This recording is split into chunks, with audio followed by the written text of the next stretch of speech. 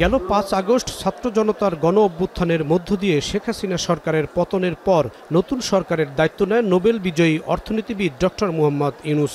তার নেতৃত্বে অন্তর্বর্তী সরকার দায়িত্ব নেয়ার পরেই রাষ্ট্রের বিভিন্ন বিভাগের সংস্কার করার বিশেষ উদ্যোগ নেওয়া হয়েছে। বিচারিক সেবা প্রদানের সাথে এসবের ধারাবাহিকতায় প্রধান বিচারপতি বিচার বিভাগ নিয়ে জাতির সামনে রোডম্যাপ তুলে ধরতেই এই ভাষণের আয়োজন করেন। সকাল থেকেই অনুষ্ঠানে যোগ দেন সুপ্রিম কোর্টের 2 বিভাগের বিচারপতিগণ। সারা দেশের নিম্ন আদালতের বিচারকরাও যোগ দেন। শনিবার সকালে সুপ্রিম কোর্টের গার্ডেন প্রাঙ্গণে আয়োজিত অনুষ্ঠানের শুরুতেই জুলাই আগস্টে ছাত্র জনতার আন্দোলনে নিহতদের স্মরণে 1 মিনিট নীরবতা পালন করা হয়। রক্তের বিনিময়ে পাওয়া রাষ্ট্র সংস্কারের সুযোগ কাজে লাগাতেই বিচার বিভাগের সকল বিচারকদের মিলন মেলার আয়োজন করা হয়। শুভেচ্ছা বক্তব্য রাখেন 2 বিচারক। নিম্ন আদালতের বিচারকদের প্রত্যাশা ও সমস্যা তুলে ধরেন তারা। রাষ্ট্রের 3টি অঙ্গের একটি গুরুত্বপূর্ণ অঙ্গ বিচার বিভাগ হলেও আমরা বাজেট বৈষম্যের শিকার। আমরা জনগণের সেবায় ন্যায় বিচার প্রতিষ্ঠায় সর্বদা সচেষ্ট। বিচার বিভাগের নীরবতা দেশের আইনের শাসনের পথে সবচেয়ে বড় বাধা। বিচার বিভাগে বুদ্ধিবৃত্তিক দুর্নীতি বেশি হচ্ছে বলে অভিযোগ করেন অ্যাটর্নি জেনারেল মোহাম্মদ আসাদুজ্জামান। আমি বিশ্বাস এবং প্রত্যাশা করি নতুন সরকারের অন্যতম প্রথম প্রতিশ্রুতি হবে একটি স্বাধীন সার্বভৌম বিচার ব্যবস্থা, এবং সে বিষয়ে বর্তমান সরকার বদ্ধপরিকর। বিচার বিভাগের জন্য একটি বড় চ্যালেঞ্জ হলো দুর্নীতি, বা যা অর্থনৈতিক বা বুদ্ধিভিত্তিক দুর্নীতি হতে পারে। অনুষ্ঠানে আইন উপদেষ্টা অধ্যাপক আসিফ নজরুল ঢালাও মামলা ও আদালত চত্বরে আসামিদের ওপর হামলা বন্ধে বিচারকদের ভূমিকা রাখার আহ্বান জানান। বিগত ফ্যাসিস্ট সরকার গায়েবী মামলা এবং ঢালাও মামলার একটা কালচার শুরু করেছিল। আমরা সেটা থেকে বের হতে চাই। আমরা প্রকৃত ন্যায় বিচার প্রতিষ্ঠা করতে চাই। আমরা ঢালাও মামলা বিচার বিভাগকে ব্যবহার করে মানুষকে হয়রানি করা, মানুষের জীবন জীবিকাকে নিশ্চিহ্ন করা, মানুষের ক্রমাগত ক্ষত ক্রোধ ক্রন্দন সৃষ্টি করা, সেটা থেকে বের হতে চাই।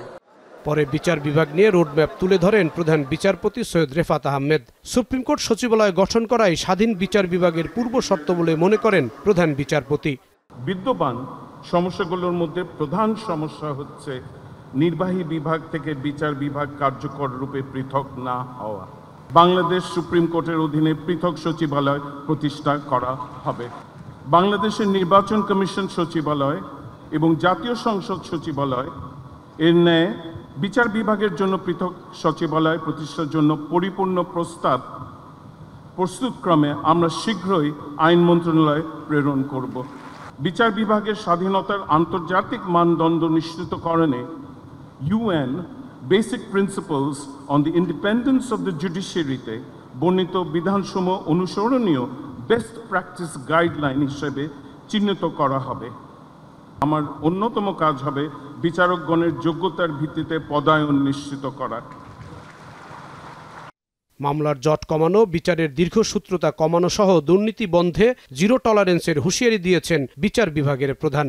বিগত বছরগুলোতে বিচার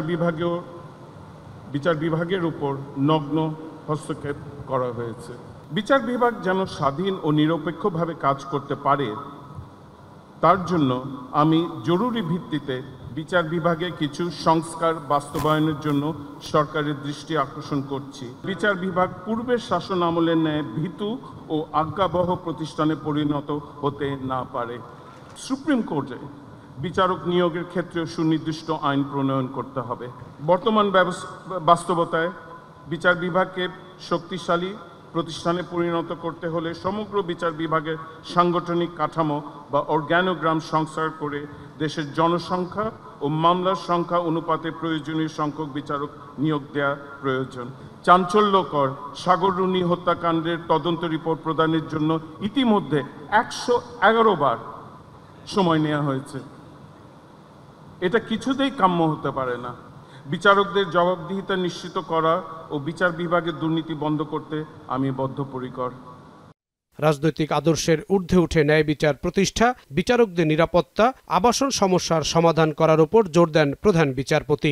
স্বচ্ছতা ও জবাবদিহিতার অভাব, মামলা অনুপাতে বিচারকের নিদারুণ স্বল্পতা, বার ও বেঞ্চের মধ্যে সহযোগিতার মনোভাবের ঘাটতি, আদালতগুলোর অবকাঠামোগত সংকট, অধস্তন আদালতের বিচারকদের বদলি ও পদোন্নতির ক্ষেত্রে কোনো যৌক্তিক ও গ্রহণযোগ্য নীতিমালা না থাকা। জাহিদ হাসান, এখন, ঢাকা। এবং অনেক সময় আজকের এই শিয়া বাটার ও ভিটামিন ই সমৃদ্ধ lily glam beauty soap. Lily, always beautiful.